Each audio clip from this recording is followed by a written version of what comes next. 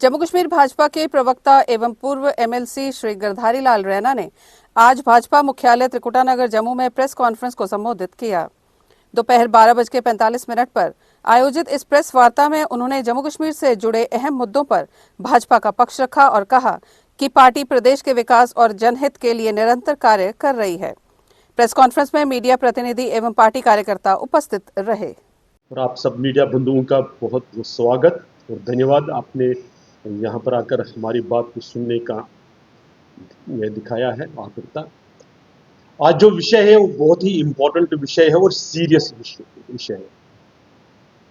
ये इश्यू जम्मू कश्मीर की तरक्की को आगे बढ़ाने में कुछ ताकतें जो लगी हुई हैं उन्हें उसको रोकने में उनके बारे में है।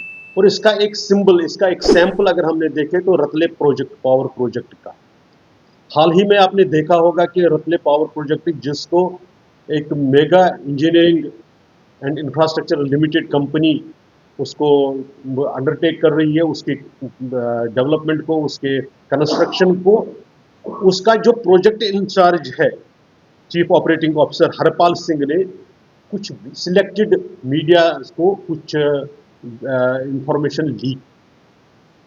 ये व्यक्ति को जब यहाँ के एस्टैब्लिश मीडिया आउटलेट्स ने क्वेश्चन पूछना चाहा, उनको फोन करके भेजा तो इन्होंने रिस्पॉन्ड नहीं किया। और इसमें इन्होंने जो सबसे बड़ी बात करी है, वहाँ की ऑनरेबल एमएलए जो भारतीय जनता पार्टी से आती है, ऐसे शगुन परिहार जी के बारे में अनाप शनाप बातें की, अनर्गल बातें की, बेसलेस एलिगेशंस लगाई।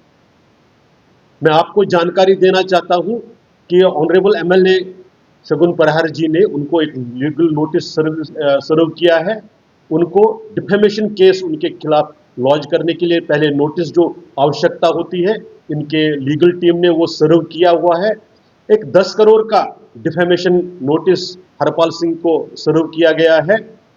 चूंकि ये पैसे का मामला नहीं है, ये रेपुटेशन का मामला है, ये काम करने के तरीके का मामला है, इसलिए शगुन परिहार जी की तरफ से उनको कहा गया है कि अगर वो अनकंडीशनल अपॉलजी टेंडर करते हैं तो वो इस केस को आगे बढ़ाने से रोक लें। ये इसका एक हिस्सा है।